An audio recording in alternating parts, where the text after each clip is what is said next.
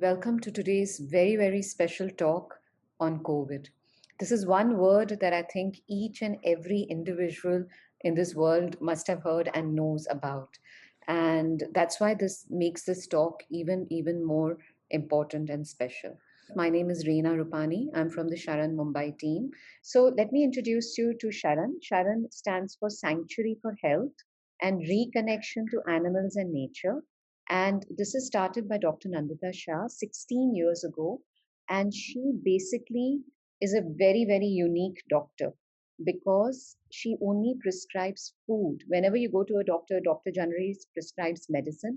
She's such a unique doctor that she only prescribes food as medicine. And she has helped thousands and thousands of people reverse their diseases simply through a change of diet. She's been awarded the Nari Shakti Puraskar for the same, which is the highest award for civilian women in our country. And she's also the author of the bestseller, Reversing Diabetes in 21 Days. Me and my family have had tremendous benefits by following her way, which is actually nature's way. And if you go to our YouTube channel, there are thousands of testimonials where people have actually spoken about how they have reversed and are actually living a life without medicines. Let me have Dr. Nandita take this very, very important talk forward. Over to you, Doctor. Thank you. When the way I treat any illness is similar, whether it's COVID or of any other fever, it's by nature's way. But right at the beginning of the lockdown, in April, I think it was, my brother got COVID. And that was a time when we didn't know anything about COVID or we were just beginning to learn. And I was speaking to him every morning and every night. He lives in America. And so he would call me at 5 in the evening, which was his morning, and the other way around. And we'd talk a little, and I would just guide him. And uh, in about 4 or 5 days, he was well. He was still very tired. He was still isolated, but he got well. And after that, I had the opportunity to treat various other patients of mine. And I found that all my patients recovered pretty quickly without any hassle with the same methods that I'm using and that I'll be talking about today. Then, very recently, I was helping Rashmi. Rashmi is a whole school friend. Rashmi had COVID, and I was working with her, and her husband also had it, and her son also had it. They were all in the same house, and she had quite a severe illness. She too is following Sharan lifestyle, but it was severe for her. And she will be talking more about this. This is the main reason why I invited her in, because I wanted you all to understand how we managed through even a severe case or a moderately severe case, I should say. She was managed totally at home. And Sharmila, and I'd like to Sharmila to turn on her video as well. Sharmila did a course on COVID management, and she was managing cases totally different from mine. She was managing the kind of cases that didn't know anything about Sharan lifestyle. And Sharmila was managing according to certain guidelines that she was given, and she has managed many cases, I would say over 50. Sharmila, can you tell me how many? Maybe? Doctor, they are definitely about 35. Okay, about 35. 35, definitely. Yeah. She has managed so many cases, and what she tells the patients is that you can call me at any time of the day or night, and I'll be there for you. And so the patients have a lot of confidence, and she's taken them through and hasn't lost a single case. So uh, I wanted both Rashmi and Sharmila to be here so that they can answer any questions that you might have. And what I'm going to do is go through my presentation, which is about three things. It's about how to prevent COVID, or at least prepare for COVID if at all you can't totally prevent it. The second is how to treat it in case you get it. or in case any family member gets it. And the third is post COVID recovery. We'll be talking about all these three things. Rena has already told you a little bit about Sharan, and the main goal of Sharan is to help people prevent and reverse diseases just through lifestyle changes.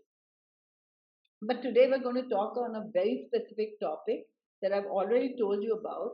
And even this is something that we treat only through food. So we've all been struck by COVID 19 in a way. I mean, touched by it because we know somebody who's had it, or we've had it ourselves and recovered from it, and so on. And so, um, we all have something to do with it. And I really want to tell you that COVID, though we all hope that it will go away, it's unlikely to go away because now it's here. Where will it go? Right? So we have to learn to live with COVID. Now, before we get into COVID, I want to talk to you about basic concepts of infectious diseases. COVID is an infectious disease, nothing else. And there are several different kinds of pathogens that affect us. And I'm going to start from right to left. So there are prions. Prions are the smallest, actually non-living particles. And prions cause mad cow disease or Creutzfeldt-Jakob syndrome. And then there are viruses. COVID-19 is a virus, and there are several different viruses, AIDS virus or measles virus, and these are actually non-living entities, just RNA without DNA. So they go into our body and take over, but they cannot live all on their own. And then there are bacteria like the tubercle bacilli or the leprosy bacilli, or even other bacterial infections like, bacterial pneumonias and so on. And then there are fungi like candida or athlete's foot. And then there are protozoa like amoeba or malaria. And finally, there are parasites like worms, all the different kinds of worms that can affect our body. So we have a whole range of pathogens that our body is constantly in contact with. And these pathogens are everywhere. Like we can never escape them because they're outside our body, they're on our skin, they're within our body, and some of them, there are also good bacteria and yeast in our body, and they're always interacting with each other. And if this interaction stops, we cannot survive. Scientists have done an experiment where they put human beings in an absolutely sterile environment where there's no pathogens or bacteria to interact with. And that's a place where we can't survive. We need this interaction.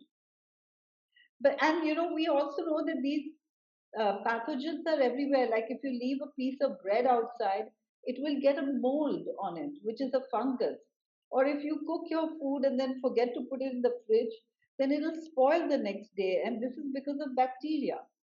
So our body is interacting with them all the time and handling them very, very well.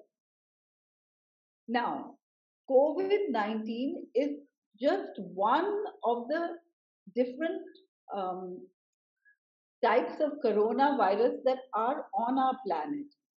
We are very familiar with 5 and 6, virus and the SARS virus. And luckily, they were not as virulent as COVID 19. And so they stayed in a smaller area and kind of fizzled out, but they're still there. People can still get these diseases.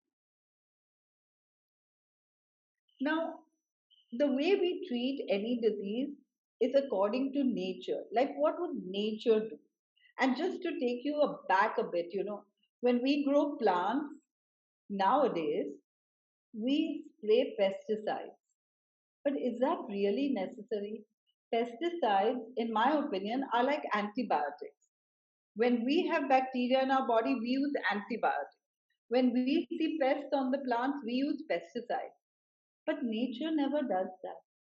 Whole forests grow lushly without any need of pesticides. So, why do we use them? And I'm not saying that we should never use antibiotics, but here's the thing. With COVID 19, certain antibiotics were used like doxycycline or ivermectin, and virus don't respond to antibiotics anyway. There's no antibiotic that can kill a virus. So we get all excited and then we take antibiotics to prevent secondary infections. But is this really meaningful? Because antibiotics also kill good bacteria. They also kill some of our own cells.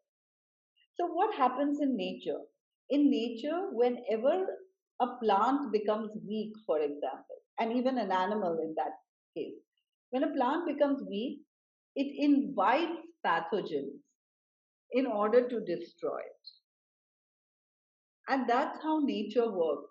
In fact, if you see animals in nature, say a dog or a cat, when they grow old and when they get weaker, you will see more ticks on them. They are inviting pathogens because this is what's going to destroy them and bring them back into the earth.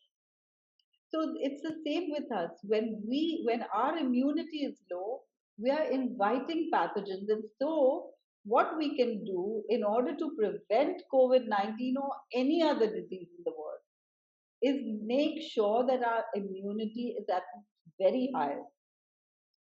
The human body is very complex, and we live in, uh, we have lots of microorganisms in our body at any given time, many more than our own cells.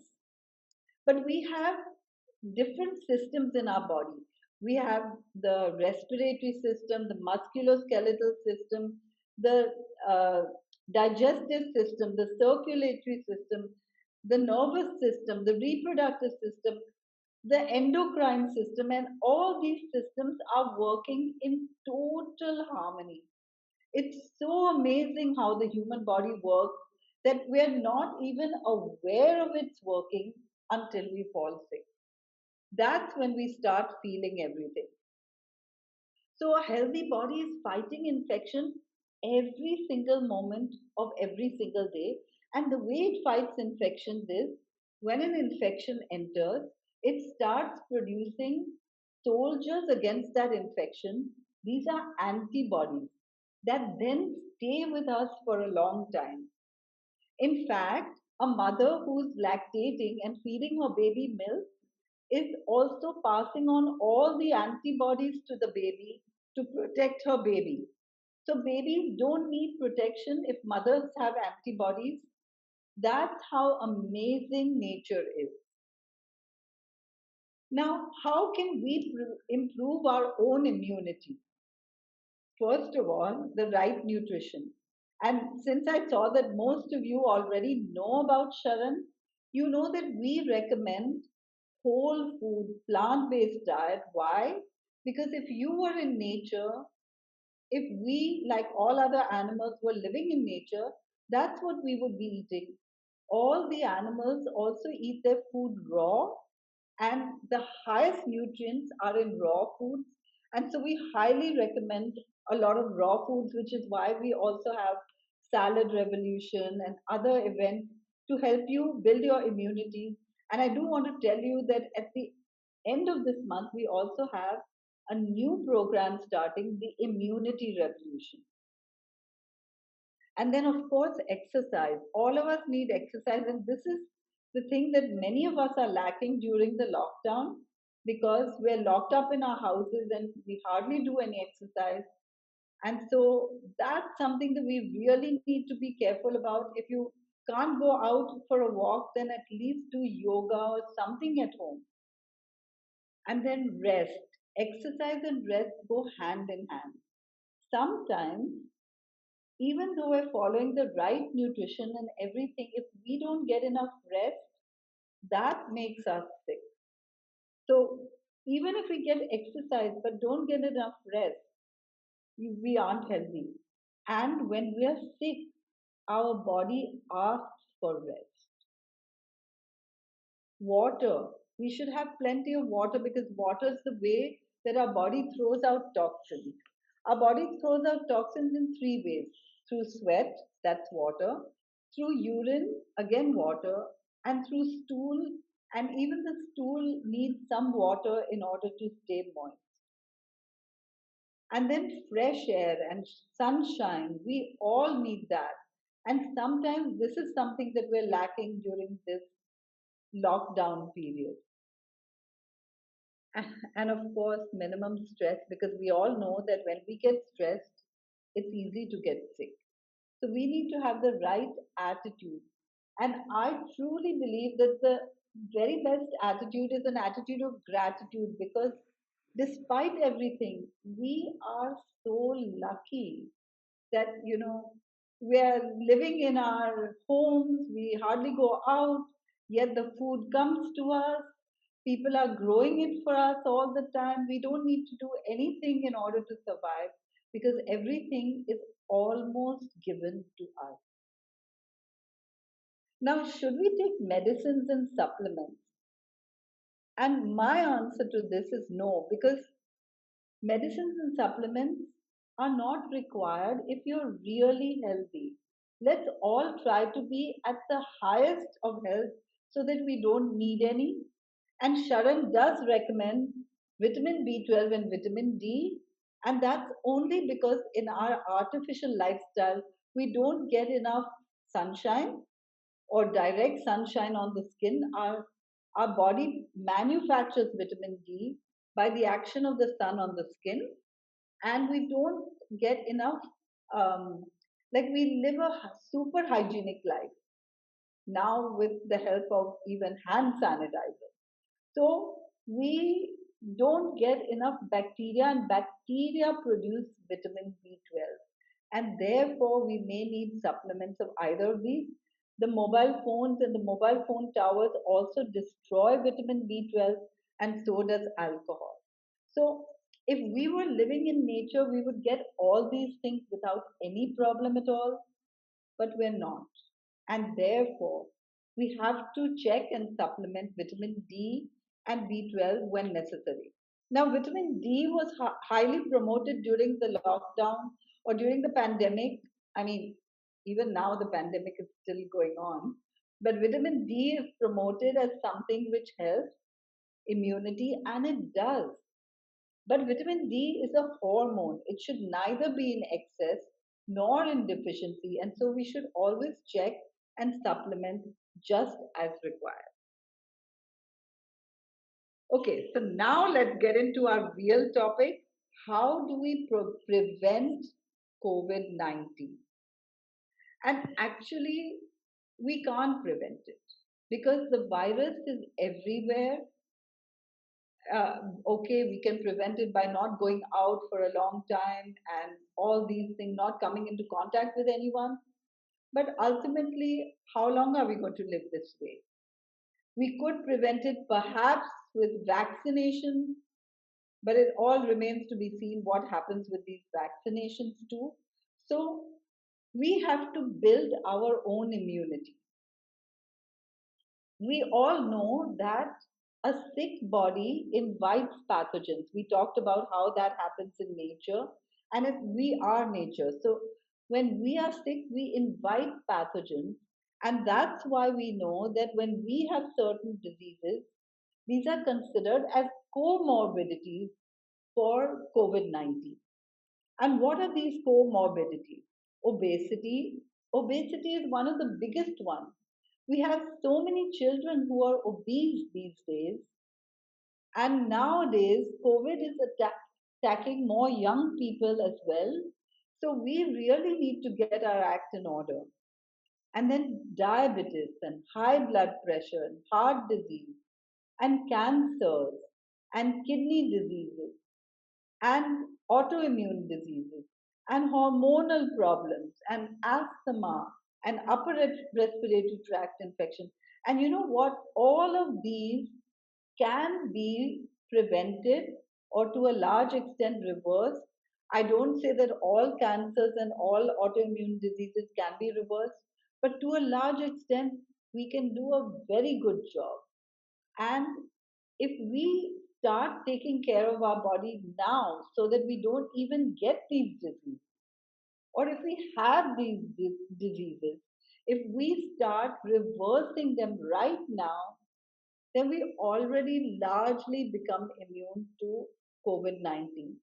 As I told you, most of the cases that I saw were my patients who were already on a plant based diet, and I was just telling them not to be scared, supporting them, and telling them what not to do because the whole world is doing certain things that we'll be talking about, and they got well.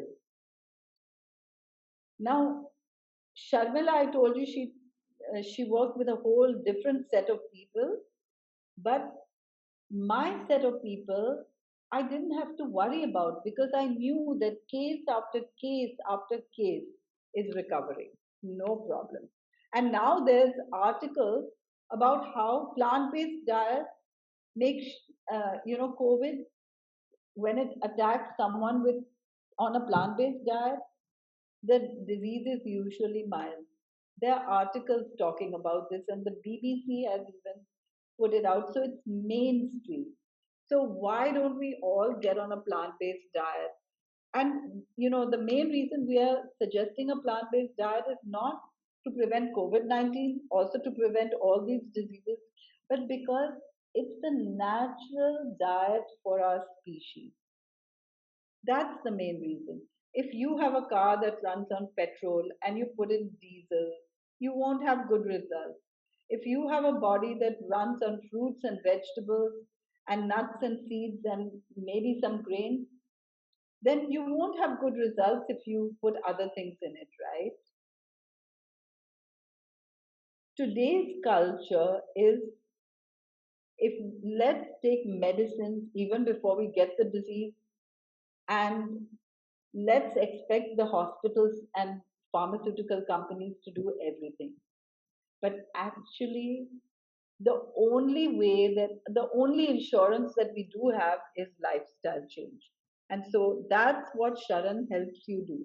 Now, I don't have enough time to talk about all the lifestyle changes today, but if you are new to Sharan, please do join us for other programs so that you'll learn about all our fabulous lifestyle changes so that you never have a problem with COVID 19. Now, reversing disease requires a shift in consciousness. Today, we are being bombarded with newspapers and TV shows and everything, which tells us exactly what to do. And so much so that, you can even get strips of three medicines together: doxycycline, ivermectin, and doxycycline and ivermectin, and even zinc in one, medicine strip. That's what companies are trying to do. This is a way of selling medicines that don't even work, and people are buying them and keeping them with them in case they get COVID 19. So we need to shift our consciousness to a place where we actually believe that even if we get COVID 19, we know how to deal with it. So, what are the things that you should not do? And I'm sure that there'll be many more than what I say, but here are a few that I've seen that my patients were doing. One is sanitize all incoming parcels.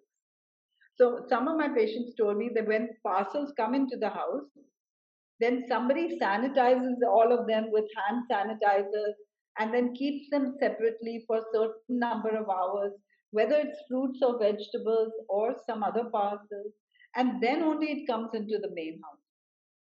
No, no, no. COVID 19 doesn't spread this way. COVID 19 spreads through air particles. And so you don't have to worry about these, but what you do need to worry about is all that hand sanitizer. because hand sanitizers are chemicals that our body is not designed to deal with. And everything that we put in our body is broken down by the liver, excreted by the kidneys. And so these are loads on our liver and kidneys that we should not be doing. The next is peel all the vegetables because they're scared that there may be COVID germs on vegetables. So they peel everything before eating it. No, this is not required. Remember one thing, the tap water comes out of the tap and it's going through everywhere. And yet we don't worry when we brush our teeth or gargle or whatever we do. So please don't worry about vegetables being contaminated and all that. Not at all.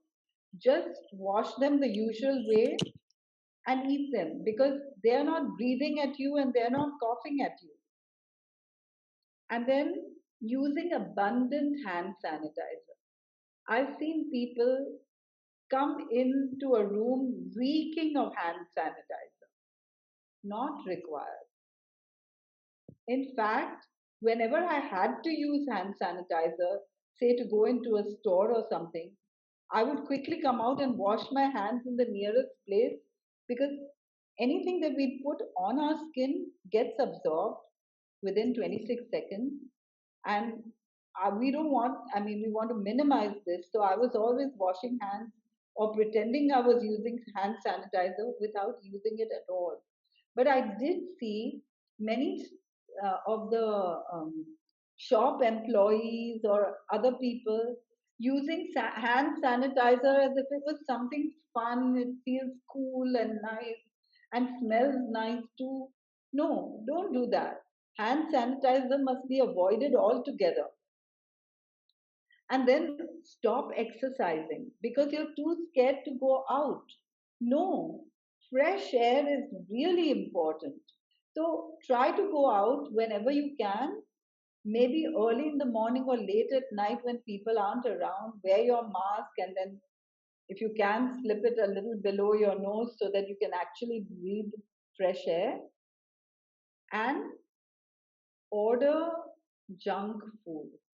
People were getting bored during the pandemic, and as soon as Swiggy and all started, they were swiggying away, ordering junk food all the time because the only entertainment left was food.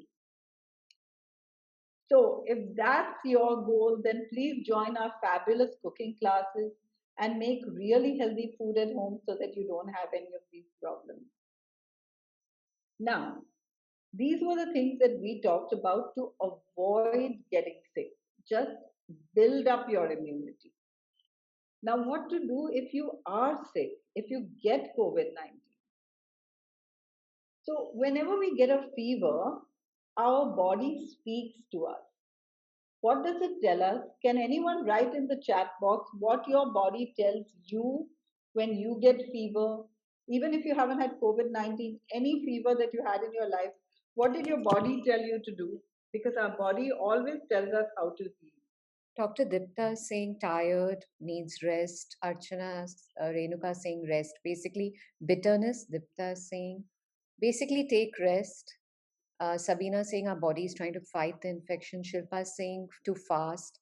Archana is saying not to eat much. Ranju saying the body is fighting the infection. Sleep, Correct. eat much. Thank you so much for this. So you all kind of nailed it. That first of all, your body says rest. Why? Because it has all these different systems and it doesn't want you to excite all of them. So it says you go to sleep so that I can fight the bacteria or the pathogen. So the body is saying rest as much as you can. So you feel tired, you feel weak, you want to lay down. That's your body speaking to you. It's saying go to bed. And then somebody said bitterness, and that's true. Your mouth tastes bitter, your tongue is coated, you don't feel like eating anything. And that's because your body says, if you eat something, I have to work on digestion, but I don't want to spend time on digestion now. I want to spend time on healing. And so uh, it just tells you to stop eating. Now, very often, even though our body tells us to stop eating, our family members tell us something else. Have a little, just a little, right? So, who should we listen to? Always our body. And then, of course, your body may tell you that you're thirsty, then you should drink. If you're feeling chilly, you should cover. Your body is telling you whatever you need to do so that you will heal. Okay? Now, when we have COVID 19, and what are the symptoms of COVID 19? Fever, tiredness, throat irritation, dry cough, loss of smell and taste, headaches, body aches, diarrhea, breathing difficulty. That's the last one. And doesn't really happen too often until you get worse and worse, but the others do happen. And so we should be aware that when we get these symptoms, it could be COVID 19.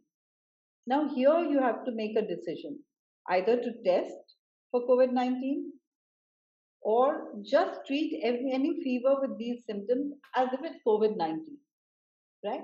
Now, here's the thing, if you test, then in case you have to go to hospital, you're all set because the hospitals won't take you until you have your RT-PCR done. But I'm going to tell you how you almost will never need to go to hospital. And so even if we don't test, but we treat it as COVID-19, it can be enough. So what should we do? When we get COVID-19, it means that 5 days ago, approximately, you have come in contact with someone who had it. Now it's very hard for us to find out who we got in touch with 5 days ago, approximately, and all that. So we may or may not be able to trace the people, but if you know that you've been to a big function or something, you may want to alert everyone that you got it, and so others may get it as well. And then we get about 5 days of fever, after which COVID comes down and recovery starts. However, if you don't recover completely, then you may get increase in fever, cough, breathing, etc. And if this happens, that's when you should contact a doctor. Or now we have a Sharan COVID desk, and I would highly recommend contacting us because we look after you really carefully without you getting into wrong medication. So, what should you do? As I said, you could test RT PCR if you wish, then take plenty of rest, check the fever regularly.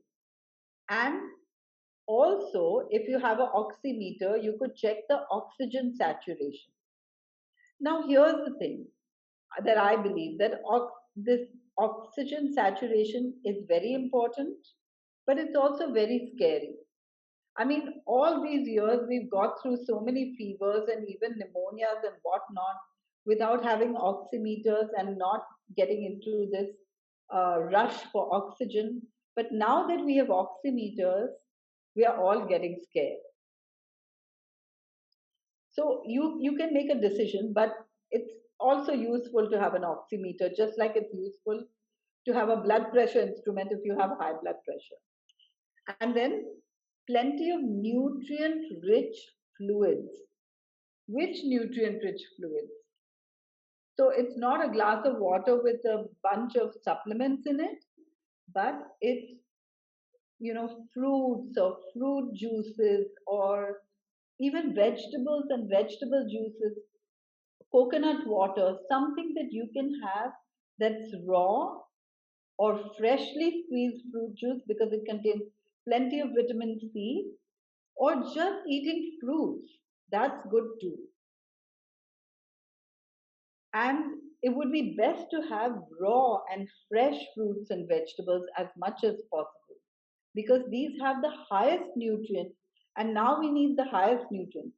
Now you can prepare for this by having fresh fruits and vegetables every day so that you already have a high immunity in case you get COVID 19, right?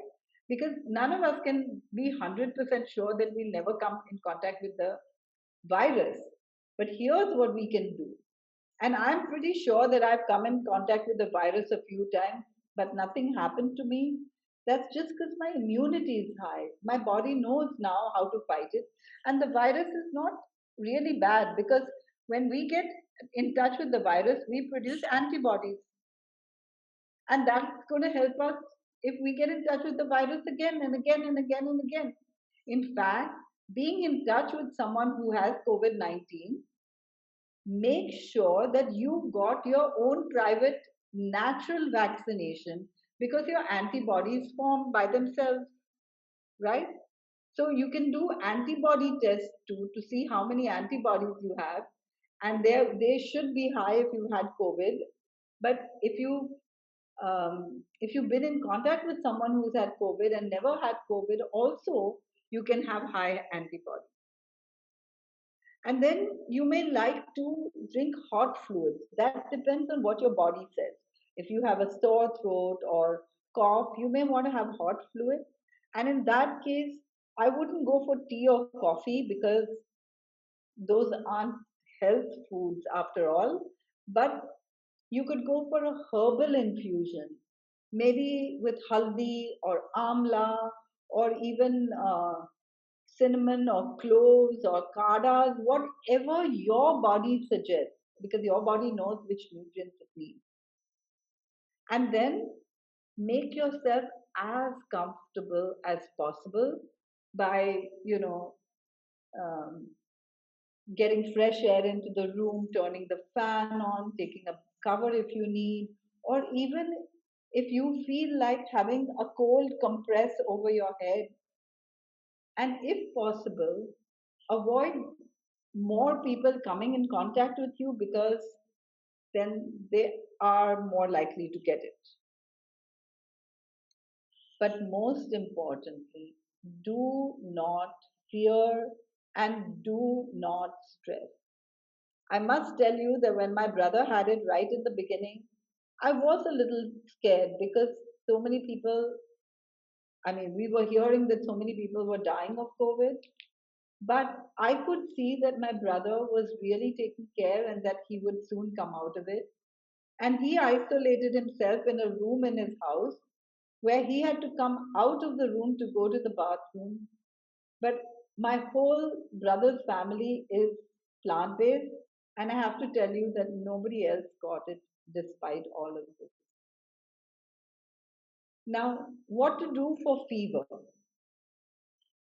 See, our body produces fever in order to raise the temperature because the virus or the bacteria can multiply at body temperature. It loves body temperature. So the body has a trick. It raises the temperature so that the virus cannot multiply. And what we do is sometimes we take Dolo 650 or aspirin or any of those things to bring down the fever. This is a thing that you should never do. You should say, thank you, body, for producing fever. Thank you for being able to fight my fever. I'm going to rest and allow you to do it in peace. And then rest and check the temperature regularly. And if the temperature doesn't go above 104 in anyone over the age of 4, you are not at any risk. So don't worry and don't say I have high temperature and 103 and no, it will come down because our body has a thermostat. It raises the temperature to fight the infection, but it will not let the fever go beyond 104 because that's not good for the body. The body is looking after itself perfectly according to natural ways. If you feel that a cold pack will help or you feel relieved with a cold pack, you're welcome to do one. And drink plenty of water so that all the toxins can be thrown out through urination. And our body needs calories to build that fever. So, if you are hungry, do consume something that's as nutritious as possible. Fruit juices, green smoothie, soups if you want something hot, herbal infusions if you want something hot, or even just water with lemon juice or coconut water. Now, what happens if the oxygen saturation is low? Say you have an oximeter and you're checking away, and now you see that the oximeter was showing 97 and now it's going to 95 and 92. Don't get stressed. Just think of ways in which you can improve the oxygenation. And one of the ways is pranayam or breathing exercises. And these are things that we can learn to improve our lung capacity even in the beginning, even now when we don't have COVID 19. And then, in case you have, um, in case you feel breathless or in case you have low oxygen saturation, you can make sure that you have fresh air circulating in front of you. So here's where you should never wear a mask because mask doesn't afford fresh air, right? So, and then take a hand fan or even a table fan and put it in front of you and get that oxygen or that air circulating. And then the last is that you can take a prone position. But before I get here, Sharmila, would you like to say something more about fanning and sitting and fanning and all that? Because I know that you've helped many cases who have had low oxygen saturation. Yes, doctor. So when normally we have started measuring the oxygen level from the time we have gotten the oximeter in the market, just as Dr. Nandita has mentioned. So we are all afraid of this oxygen levels. Earlier also we have got flus and fevers, and we were not measuring the oxygen because we didn't have this instrument at hand. So like having a blood pressure instrument at home means that you're constantly measuring your BP, measuring your sugar. You have oximeters at home, so you started measuring the oxygen saturation levels. So what has to be seen here is if the patient has breathing difficulty apart from the instrument showing a low oxygen level. So low oxygen level means lower than 88. Above 88 up to 95 you can manage with the position which doctor has shown, that is the forward leaning position or a fan. It can even be a table fan which is kept at a certain distance so that the fan velocities doesn't hit the patient on the face and he can breathe. If it is lower than 88, then the patient has to be prone, and I have seen patients getting well with this method even with an oxygen saturation level of less than 70, which as per the normal medical protocol would be considered quite dangerous for the patient. Asked Sharmila to come because she has handled patients with low oxygen saturation, but after some time they came back up to what oxygen saturation, Sharmila? 95, 94, then slowly increased to 96, 97, so on, normal. Okay. And Rashmi, I would like you to join now. And Rashmi also, her oxygen saturation went down to 88. So, Rashmi, would you like to say something about that? So actually, it was even 87 one day. From everything that one has read and heard, you start to feel, oh, that is dangerous. But Nandita, Dr. Shah, assured me that if I wasn't breathless and if I wasn't feeling any other respiratory difficulty, which I wasn't, then this will slowly come back up again. And I did do pranayam very regularly in those days. And I also tried to do proning whenever, one is very weak. So sometimes you don't have the energy, but lying on the stomach was possible. So I did both those things, and all these things really helped. And it took about 2-3 days and it kept climbing slowly, and then it was 97 after 3 days. And did you feel breathless at any time during all No, that? actually, I didn't. I didn't feel breathless at all. Even when it was 87, I didn't feel breathless. There was weakness, but there was no breathlessness or difficulty breathing. Imagine that if you didn't have an oximeter, you wouldn't have even been worried about it, right? No, yeah. And what were those municipal workers telling you? Yeah, they said you better get hospitalized quickly. You know, they have this system where when they register someone who has got an RT-PCR positive, someone comes to the house from a municipal corporation, and she took the measurement, and she said 88, madam, you must get hospitalized immediately. But I told her that I'm working with my doctor, so I'm hoping that it will take care of itself. And it did. And Ashwini, I thought I saw you mention in the chat box that she was so brave. And here's what I was thinking while all this was happening. I said that no way am I going to let her go to the hospital because she's my school friend, you know.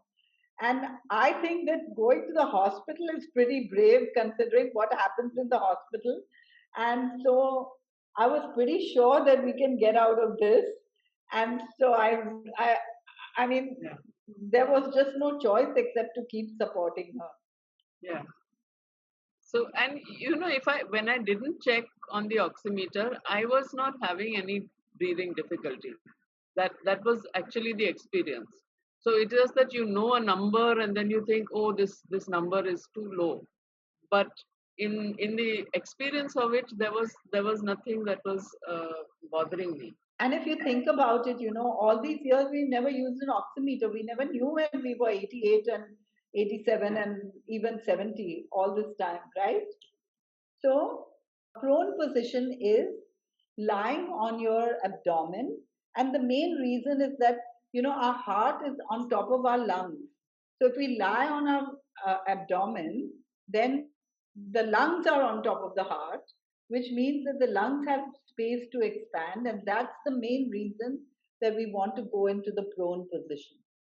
And Sharmila was saying that she used to help people stay in this position by asking a relative to keep watching them and keep them in this position. And if this position is uncomfortable, you can even go on your on your left hand side, so that your heart is at the bottom and the lung capacity increases.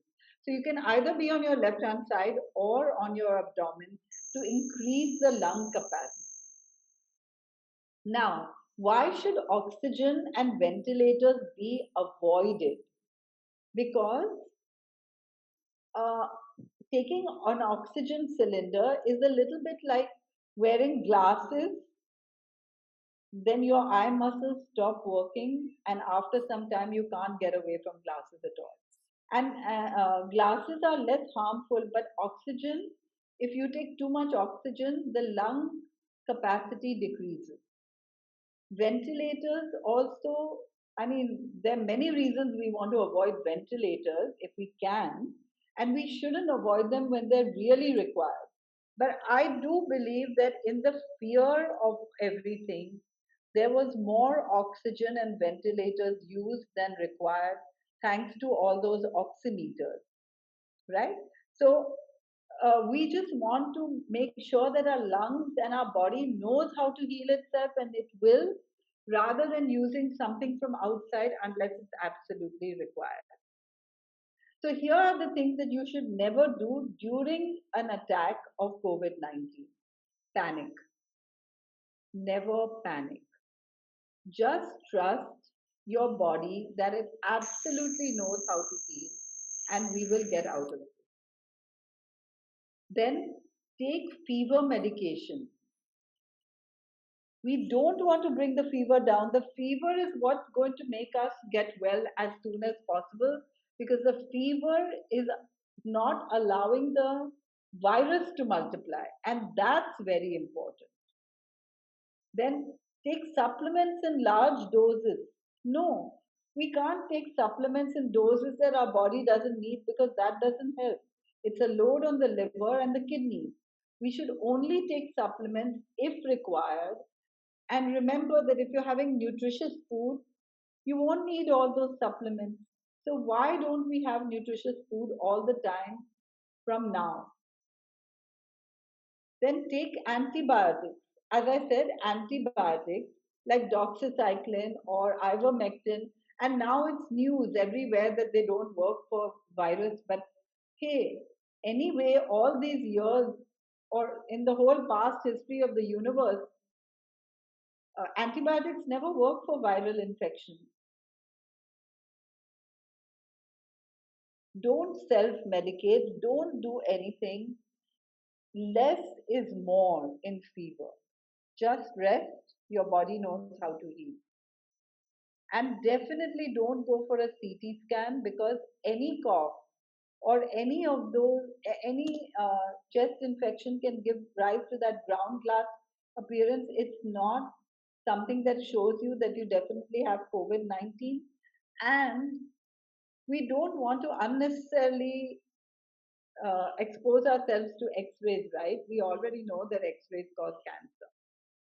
And also, why burn that hole in your pocket? And don't go for oxygen and ventilator. So, lessons from COVID 19, we are all connected. Like, there's no way we can run away from this because we are all breathing the same air, we're breathing the same water, we're going to live on the same planet till we die. And so, the only thing that we can do right now is build our immunity. And honestly, COVID 19 is not the first pandemic that has come. We've had MERS and SARS and bird flu and swine flu and so many other pandemics, and we will have more. So we need to make sure that our immunity is at its highest level and that we minimize our comorbidity. And if we do something against nature, we have to bear the consequences. This is why we treat only according to nature. Because I've seen patients who've gone to the hospital, who've taken, say, steroids and got diabetes. They're now on insulin. They were never on insulin before, just after COVID. I've seen cases who've ended up with kidney failure due to treatments for COVID. Do we really need that? And governments can implement changes like governments have implemented lockdowns and masks, but we have to, and even vaccination programs, but we have to check whether this is actually going to be our savior. Because even if we vaccinate for COVID but don't improve our immunity, the next pandemic will come. And if we wear masks, yes, we might prevent that virus from attacking us, but what are we doing to our oxygen levels, right? So we have to somehow build our immunity. That means in order to solve any problem, we have to remove the cause of the problem. Say diabetes, right? When you have diabetes and you go to the doctor says no carbohydrates, no sugar, and guess what? Nobody gets better. Why does nobody get better? Because sugar is not the cause of diabetes. High blood sugar is the result of diabetes, and if you just work at the level of result, you cannot remove diabetes. But the cause of diabetes is insulin resistance, and if you work at that level, diabetes must go. And that's how we're treating all the comorbidities of COVID 19. We make sure that the patient gets well by removing the cause of the disease. Lifestyle diseases cause morbidity and can even cause mortality in COVID 19. And so we should get rid of all these lifestyle diseases that we talked about because we can. It's so easy to do that. Now, how can we prevent COVID 19 from spreading further? We should remove the cause of COVID 19, and that could be wet markets. Why wet markets? Because that's where actually COVID came from an animal, maybe the bat, to human beings. It jumped species. And any disease can jump species. All the pandemics that we've had in the past have also come from wildlife to human beings. Say cowpox or um, even measles has come from animals to human beings. So we really need to, and of course, bird flu and swine flu, you already know, right? So we really need to work on avoiding this close contact of animals in wet markets. And you know, when animals are waiting to be killed or sitting in such close confinement, they are likely to get sick, just as we are getting sicker due to the lockdown. And these wet markets aren't in China alone, but we have them all over India as well. And it has been found, for example, in the US, the maximum um, spread of COVID happened in meat companies. And now we even have zoos that have animals with COVID 19, and now they can spread them. For example, right now, I heard that in Chennai, the lions in the zoo have COVID 19. And they have COVID 19 has been detected in various zoos around the world. And then mink farms, and that's why so many organizations are urging countries to end mink farming, because this was one of the first places that it spread, and of course in places where human beings are in close contact, like big cities like Mumbai, or some New York are big cities, right? So I would highly recommend those of you who are interested to watch this YouTube video. You can take a screenshot of this right now. Pandemics, History and Prevention by Dr. Michael Greger. Definitely worth a watch because there's so much to learn here. Now, in summary, pathogens are everywhere, so we can't avoid them. We should raise our immunity so as not to invite them. Fever is the body's defense mechanism, so don't bring it down. Work on raising the immunity instead. The body speaks to us through symptoms. Listen carefully to your body and no one else but your body. Minimize medicines and chemicals because our body has to deal with them through our liver and our kidneys. And we've seen people with kidney failure and even fatty liver for that matter. And understand the body's ability to heal and assist it. Your body will tell you what to do, what to eat, everything. Just follow. And in order to solve a problem, we have to remove the cause of the problem. And that's what we haven't started doing enough of as far as COVID 19 goes. Now, how can Sharan help you? We have consultations. That means this can help you get rid of your comorbidities so that if you get COVID 19, you won't have any problem. We have a COVID desk, and Sharmila is the main person on this COVID desk. We have others too, but any severe case goes to Sharmila because she's handled so many cases, and as I told you, none of them have failed. And we have the immunity revolution, which is coming at the end of this month, 26 and 27 June. And do join it if you want to learn everything about raising your immunity. Malti is asking, can we wash our hands with soap and water? Absolutely. That's what we've been doing all these years, right? But you don't need to get scared and wash every few minutes. We just need to be less scared and wash just as a precaution. Dr. Sabina is asking about vaccines and the pressure uh, of the vaccines. So nobody knows everything about vaccines for COVID-19. But here's what I did for COVID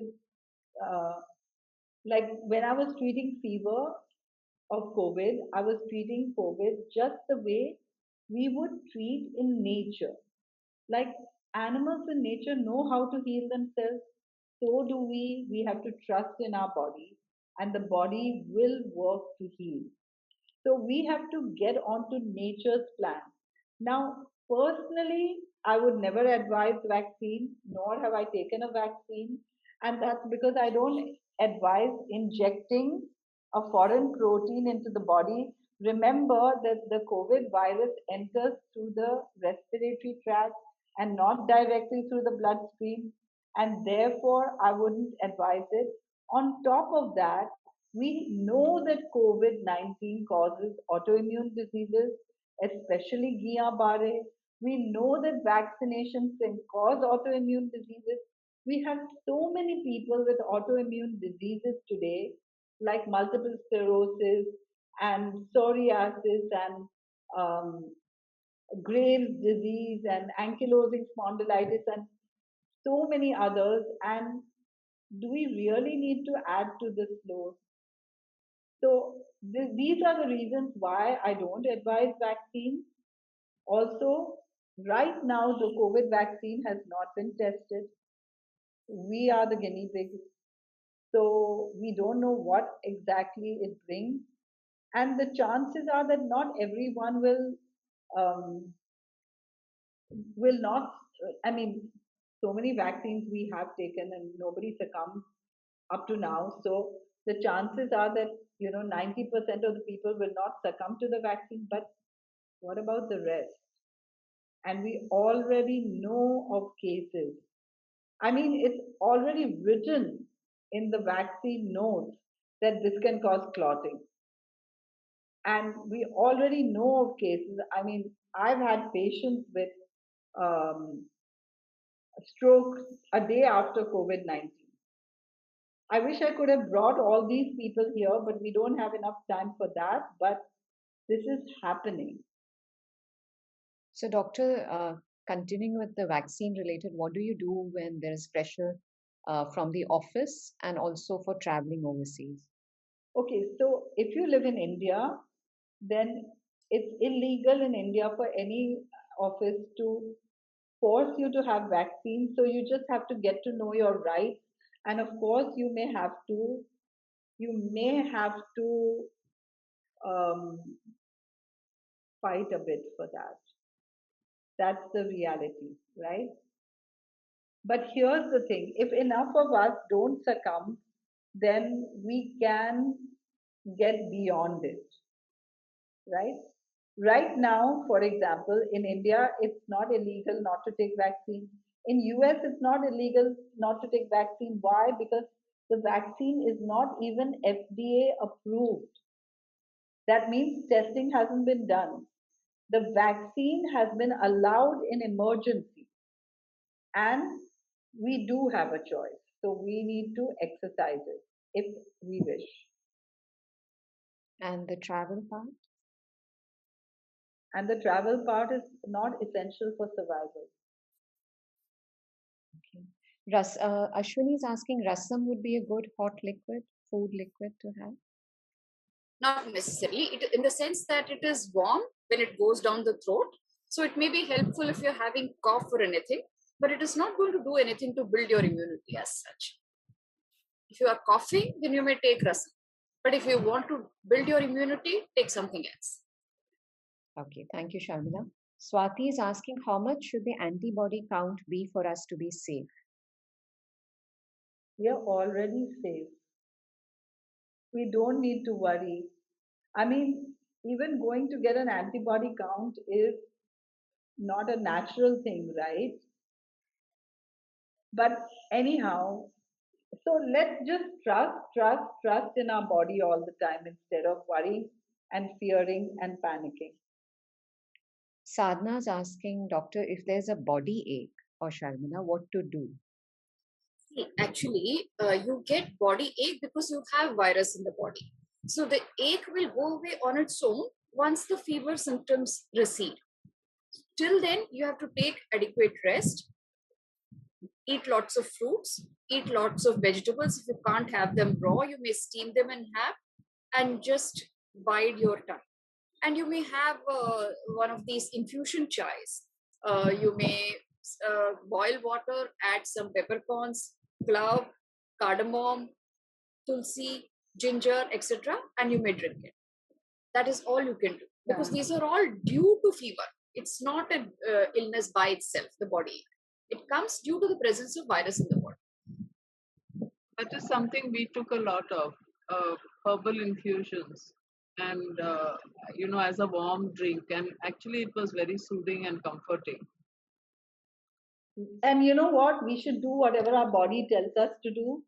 So we can, whatever works for you is something that you can do. Your body will tell you, your body is the wisest.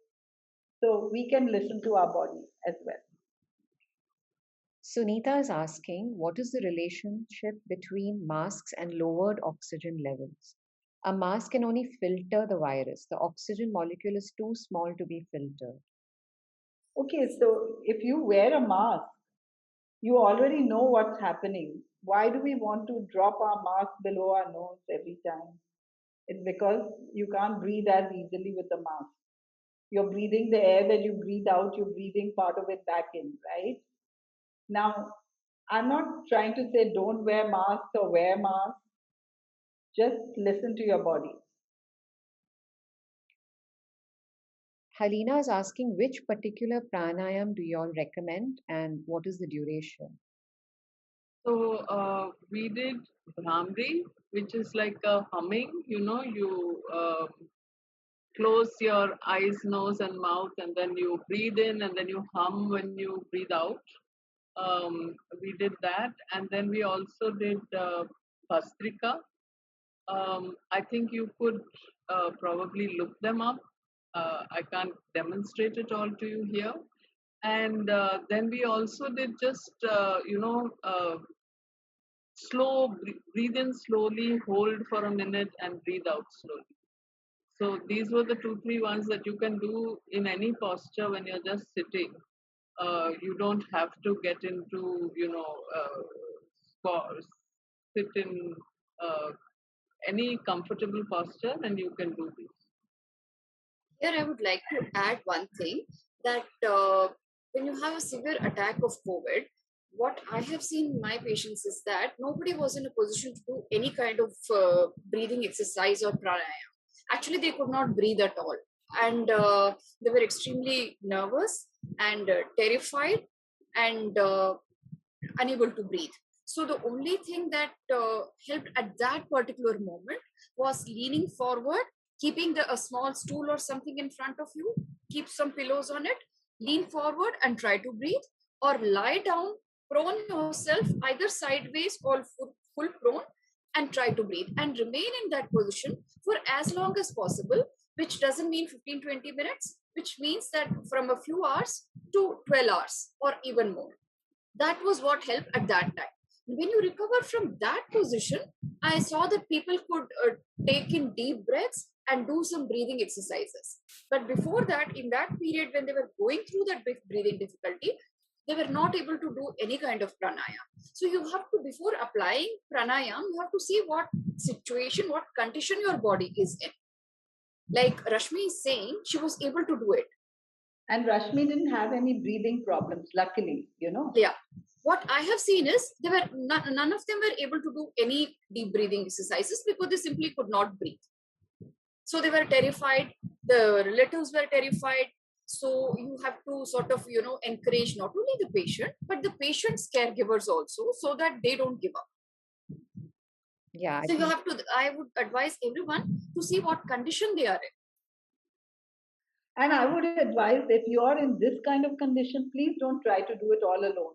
That's what we have the COVID desk for.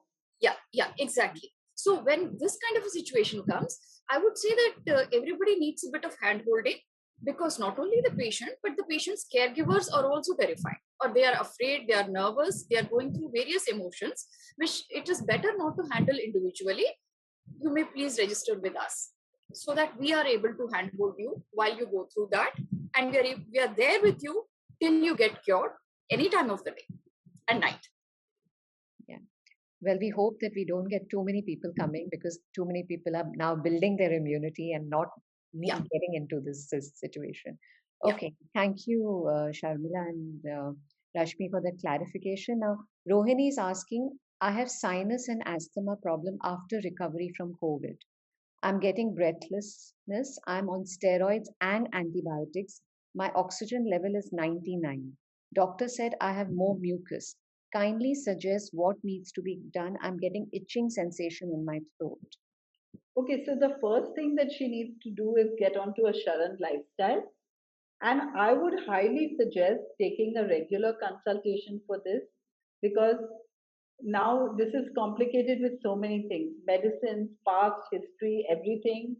So we really need to understand the whole history and then prescribe a proper meal plan to her and help her cut down the medicines. That's the most important thing.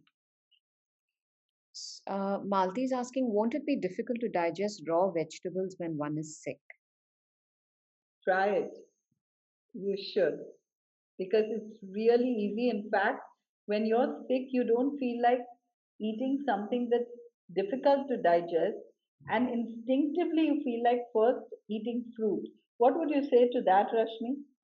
Yeah, in fact, initially in the first few days, we just didn't feel like eating at all. So we mainly just had nimbu pani and herbal teas, herbal infusion. We did have green smoothies, um, at and everything at room temperature or warm.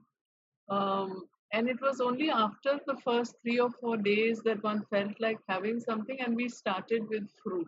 That was somehow the most instinctively, that is what one wanted to have. So it took some time before we actually wanted to eat some food, as in cooked food. Thank you. Maria is asking, please advise nutritious whole food, plant-based food to get immunity quick. Okay, so that's what our immunity revolution is for. So please do come there. I'm seeing one question though from Maria Almeida, and that's advice to overcome fear. And that's what this whole program is about. This is the only way we can overcome fear is knowledge.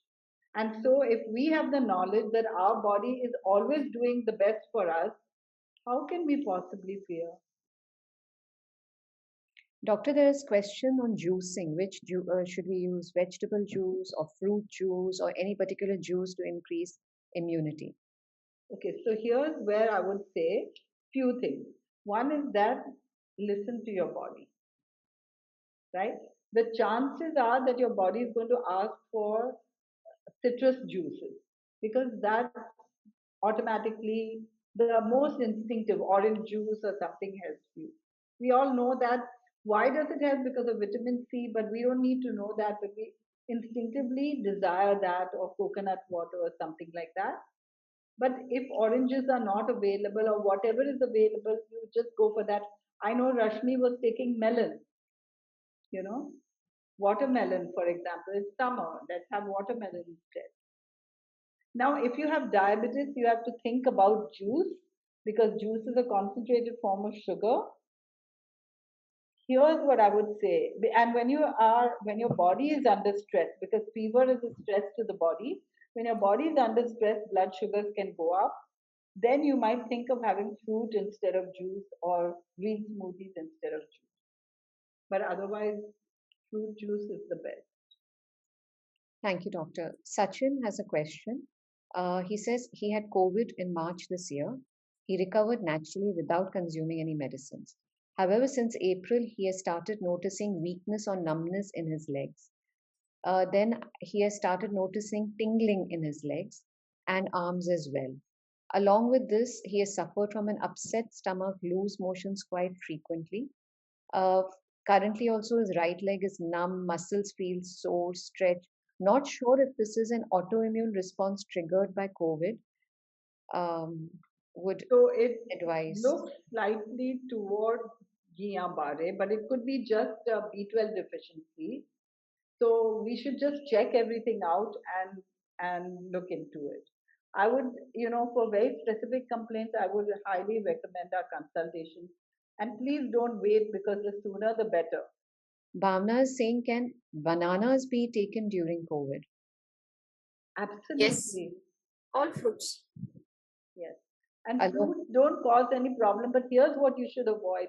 And I'm sorry that I missed this in my talk. All dairy products, because dairy is mucus forming. Now, if you have bananas with milk, that's an issue. But if you have bananas and no dairy, no issue at all. Aloma wants to know about steam inhalation. Does that help? If you feel like it, no problem. It can help. Your body will tell you whether you should have it or not. Madhvi, Here is one thing: if you're having breathing difficulty and severe difficulty, then steaming may be only partially helpful. Along with that, you will have to do other things also, like fan or proning. It cannot only You cannot only depend on steaming, steam inhalation. If you're in the initial stages, if you feel that okay, some kind of congestion in the nose is there and you want to steam, you can go ahead. Thank you, So Sharma. what we found was that we had a fever for a few days, and it was after the fever came down that we started experiencing the cough. The cough was very slightly there earlier, and steaming helped in the cough, in somehow slightly um, loosening it, or making it easier. But Yeah. yeah, but maybe we did it once a day or something in those days when the cough was slightly troubling. And I do want to add here that Rashmi was going through fever of 103. We didn't use anything to bring down the fever even at 103. Yeah. Yes, So even I have had people having fever 102, 103, and nothing was done to bring the fever down. No medicines were given. Madhvi is asking, would you recommend washing vegetables with vegetable wash liquid? No need for Not that. really, because there's chemicals in that too. Why don't we just wash with plain water, maybe 3 times instead of two if you want? Amit has a question. I have an autoimmune disorder called multiple sclerosis. Since MS is related to immune system, is it recommended to take the vaccine which would enhance my immune system and that would be counterintuitive to MS? What do you suggest? I would think 150 times before taking a vaccine with an autoimmune disease, because vaccines may cause autoimmune diseases. I saw that Dr. Ashwini Garg has mentioned that vaccine is causing myocarditis in young men in USA and thrombosis in people. So we need to be aware of all these things. She's a doctor too, and she's mentioning this. And I've seen this in my patients also. Patients of mine who are on plant based and have gone for vaccination, I've seen uh, thrombosis. Rashmi saying, should we check COVID antibodies even when we have not got any COVID symptoms? I mean, we don't need to bother about anything unless we're checking COVID antibodies in order to avoid vaccine or something else, right? We should just, because what are we going to do with that? We should be worrying about how can we raise our immunity so that whether COVID comes or doesn't, we are at the top of our game. Right? Absolutely, doctor. Renuka is asking, can we take vitamin D during COVID? If your vitamin D is low, yes, you should. Purnima is asking how to improve immunity for kids who do not want to have vegetables and fruits. I think like Purnima we should all set an example before our kids by having fruits and vegetables ourselves. They see us and then they imitate us. So if we set an example before them, they are more likely to follow. If we're having biscuits and chai in front of them, then we can't expect them to have fruits and vegetables, right? And actually, I think kids do instinctively like fruits and vegetables unless they haven't been brought up having them at all. So small kids especially, they will reach out for fruits and vegetables all the time. Rashmi, you have kids too. Well, grown up kids. But Yeah, but they enjoy fruits and vegetables, so I've never had a issue with that. Can we take vitamin D during COVID? Yes, yes, we answered that. Yes. Okay. I don't want to take vaccination, but they're making it compulsory in the office. How do I fight it? Okay, so here's where I would advise you to go to this website, Awaken India movement, because they are fighting it and they do post different letters and things so that, when there's already a past precedent, then you can use it for your office as well, and so on and so forth. Awaken India movement. Maitri is asking, may I refuse the second dose or I have to take it as a sequence? I think you should refuse a second dose if you wish. However, here's what I suggest for everyone with vaccination issues. Please learn everything about vaccination and decide. So, how do you learn? Because most of the time we are going in for vaccinations because everyone is. Who thinks about it, right? So, read as much as you can on the vaccination issue, pros and cons, and make an informed decision.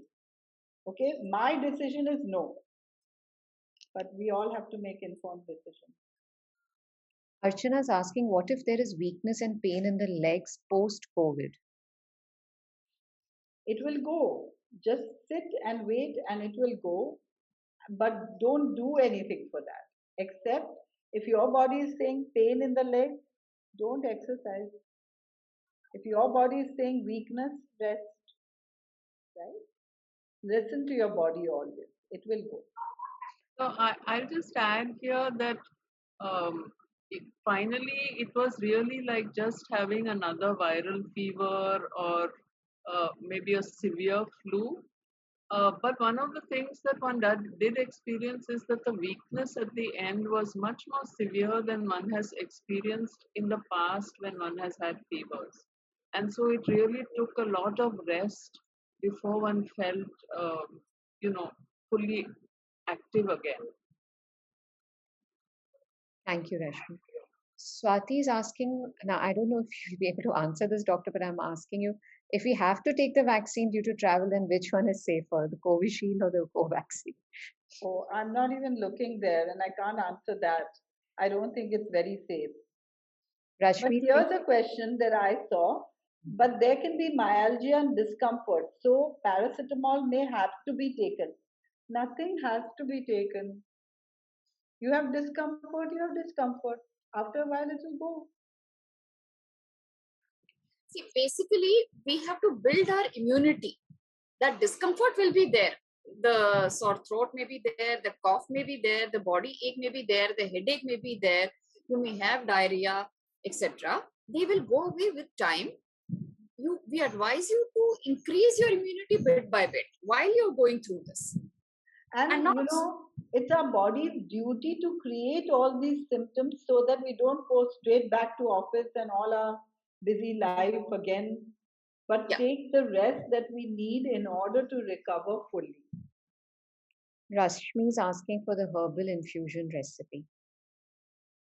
Herbal infusion recipe. Okay, you can keep your kettle for boiling, add a cup or two of water, add some peppercorn, some clove, cardamom, green elaichi also, cardamom, and dalchini, some tulsi, ginger, whatever herbs you can find in the kitchen. Add all of that, allow the water to boil for about 20 odd minutes, or then shut it and keep it, let it sort of seep in, and then you may drink that. You may also take a pinch of raw haldi.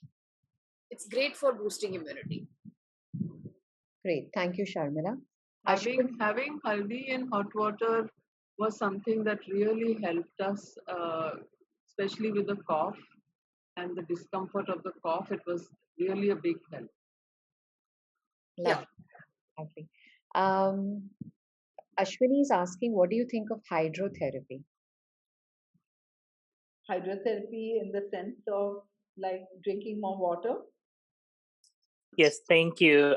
Hydrotherapy is the technique that was pioneered 100 years ago by Seventh-day Adventists, where they wrap the body with cool cloths and then hot ones also, so alternating cold and heat.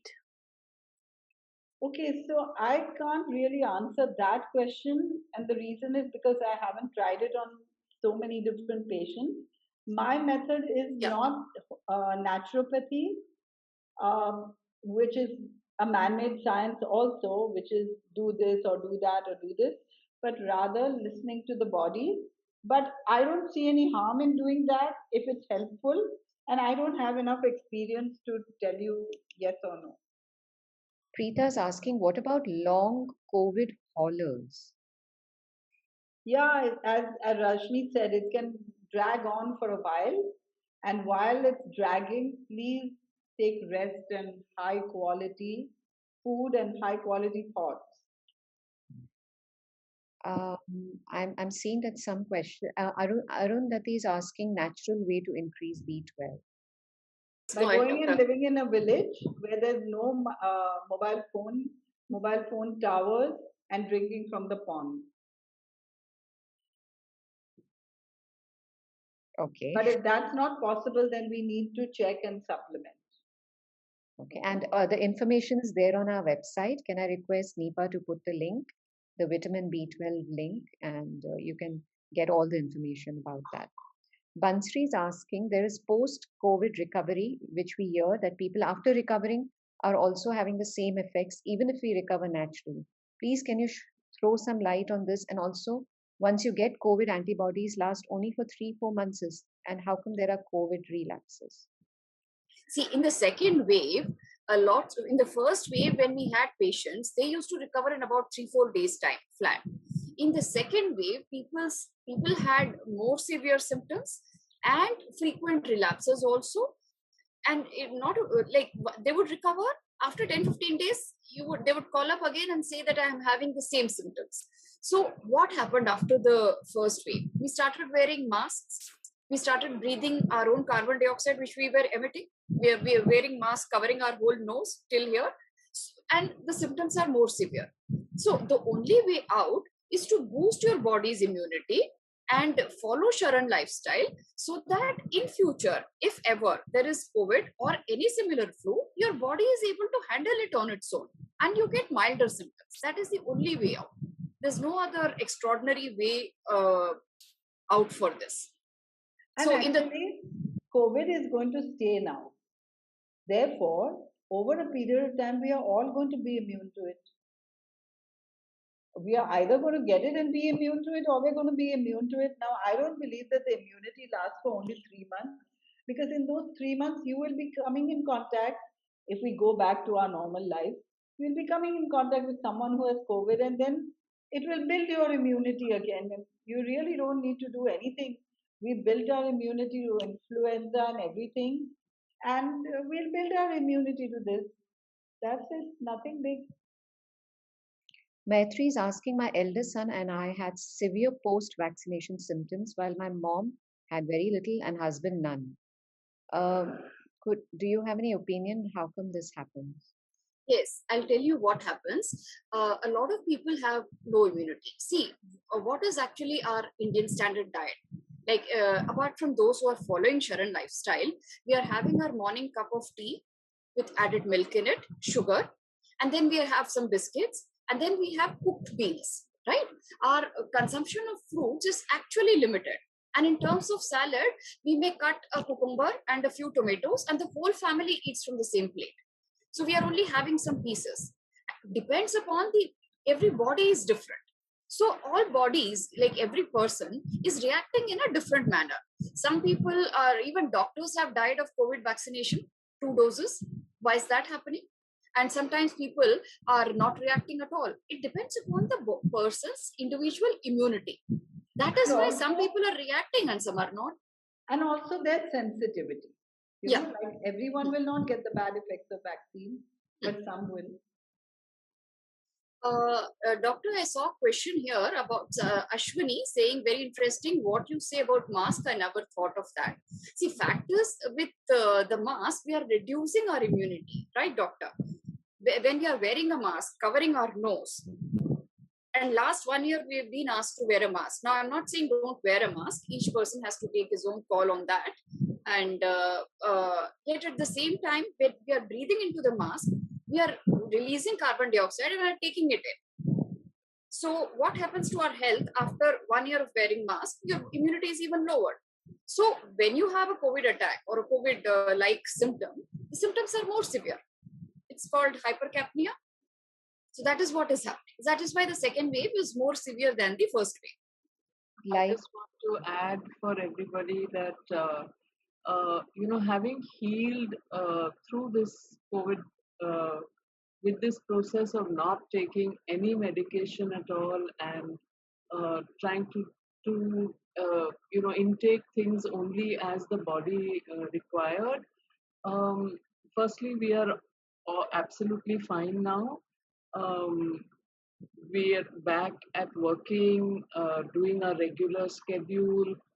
It did take time to get over the weakness, but I go for my daily morning walk. My husband goes for his walk, so our schedule has resumed to what it was before.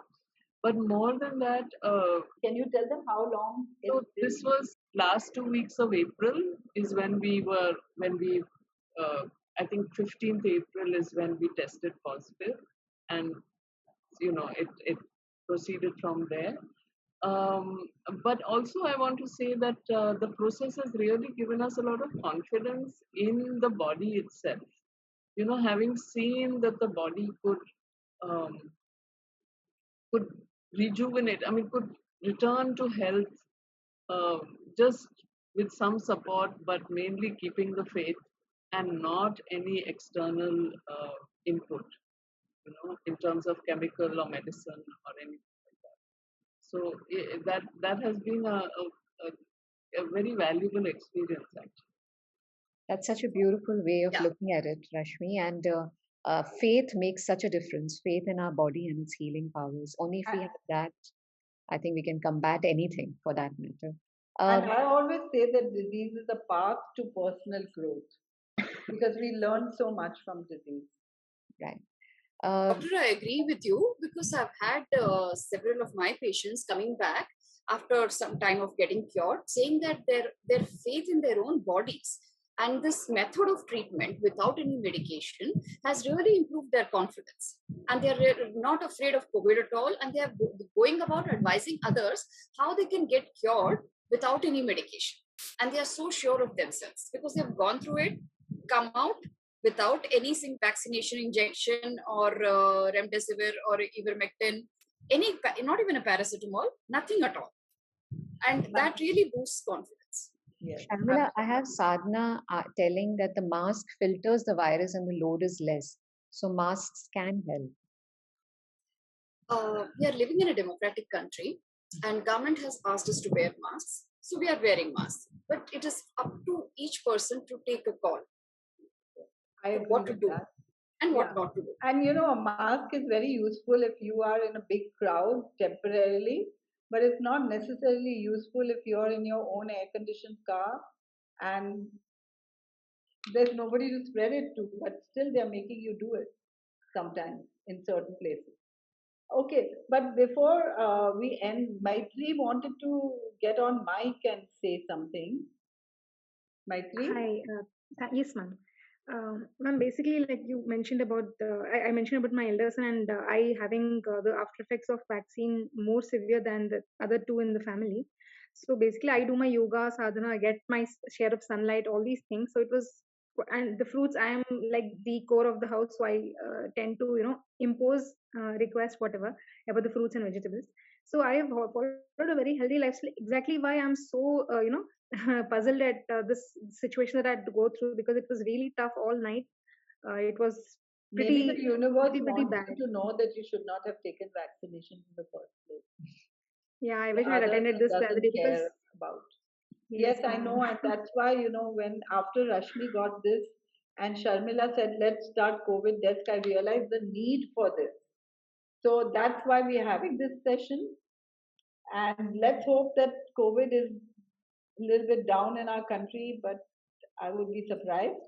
So we really need to take care right now. So let's all do that to the best of our ability.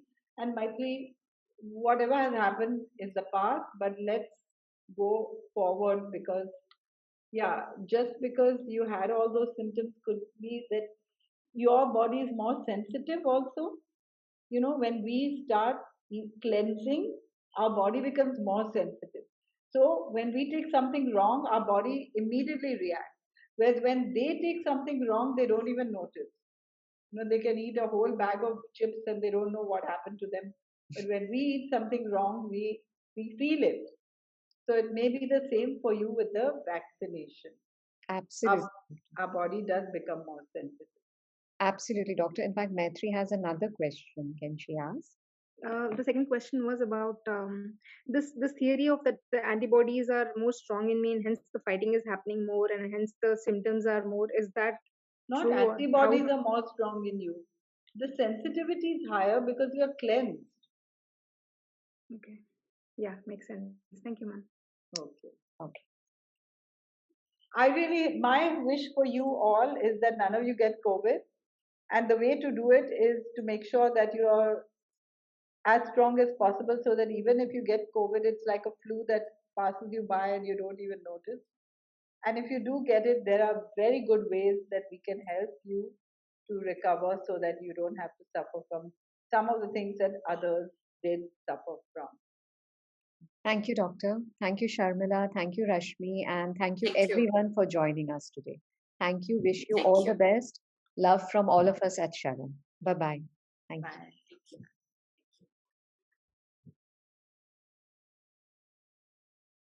Thank you.